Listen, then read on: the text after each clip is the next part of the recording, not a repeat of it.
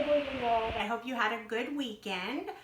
Today and tomorrow I'm going to do something called reading paired texts. So today I'm going to read a fictional story about the rainforest. It's called The Great Kapok Tree, A Tale of the Amazon Rainforest by Lynn Cherry.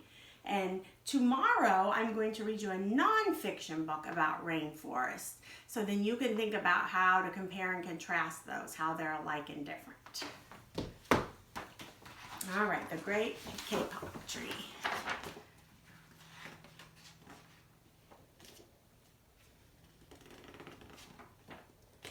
Two men walked into the rainforest. Moments before, the forest had been alive with the sounds of squawking birds and howling monkeys. Not all quiet as the creatures watched two men and wondered why they had come. The larger man stopped and pointed to a great kapok tree. Then he left. Look how tall that is. Here's the guy. The smaller man took the axe he carried and struck the trunk of the tree. Whack, whack, whack. The sounds of the blows rang through the forest. The wood of the tree was very hard. Chop, chop, chop. The man wiped off the sweat that ran down his face and neck.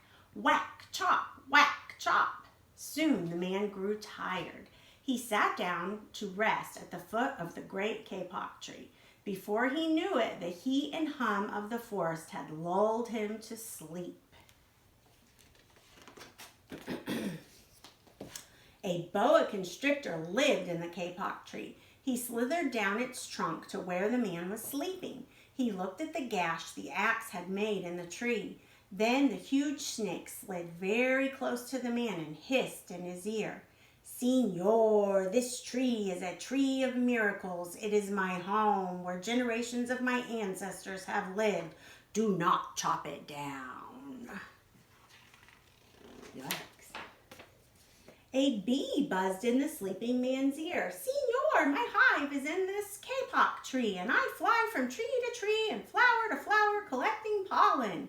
In this way, I pollinate the trees and flowers throughout the rainforest. You see, all living things depend on one another. A troop of monkeys scampered down from the canopy of the kapok tree. They chattered to the sleeping man. Señor, we have seen the ways of man. You chop down one tree, then come back for another and another. The roots of these great trees will wither and die, and there will be nothing left to hold the earth in place. When the heavy rains come, the soil will be washed away and the forest will become a desert.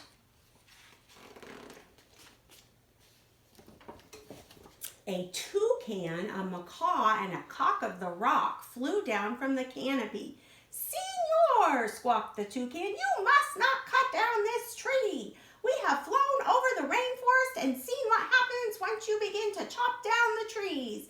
Many people settle on the land. They set fires to clear the underbrush, and soon the forest disappears. Where once there was life and beauty, only black and smoldering ruins remain. A bright and small tree frog crawled along the edge of a leaf. In a squeaky voice, he piped in the man's ear. Señor, a ruined rainforest means ruined lives, many ruined lives. You will leave many of us homeless if you chop down this great kapok tree.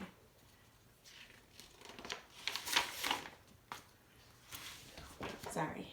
A jaguar had been sleeping along a branch in the middle of the tree. Because his spotted coat blended into the dappled light and shadows of the understory, no one had noticed him. Now he leapt down and padded silently over to the sleeping man. He growled in his ear, Señor, the kapok tree is home to many birds and animals. If you cut it down, where will I find my dinner? 4 tree porcupines swung down from branch to branch and whispered to the man, Señor, do you know what we animals and humans need in order to live? Oxygen. And Señor, do you know what trees produce? Oxygen. If you cut down the forest, you will destroy that which gives us all life. Several anteaters climbed down the kapok tree with their young clinging to their backs. The unstriped anteater said to the sleeping man, "Senor, you are chopping down this tree with no thought for the future, and surely you know that what happens tomorrow depends on what you do today. The big man tells you to chop down a beautiful tree. He does not think of his own children who tomorrow must live in a world without trees." A three-toed sloth had begun climbing down from the canopy when the men first appeared. Only now did she reach the ground. Plodding ever so slowly over to the sleeping man, she spoke in her deep and lazy voice. "Senor, how much is beauty worth? Can you live without it? If you destroy the beauty of the rainforest, on what would you feast your eyes?" A child from the Yanomamo tribe who lived in the rainforest knelt over the sleeping man. He murmured in his ear, "Senor, when you awake, please look upon us all with new eyes." The man awoke with a start. Before him stood the rainforest child, and all around him, staring, were the creatures who depended upon the great kapok tree. What wondrous and rare animals they were! Look at all those animals. The man looked about and saw the sun streaming through the canopy. Spots of bright light glowed like jewels amidst the dark green forest. Strange and beautiful plants seemed to dangle in the air, suspended from the great kapok tree. The man smelled the fragrant perfume of their flowers. He felt the steamy mist rising from the forest floor, but he heard no sound, for the creatures were strangely silent. The man stood and picked up his axe. He swung back his arm as though to strike the tree. Suddenly he stopped. He turned and looked at the animals and the child. Do you think he's going to chop the tree?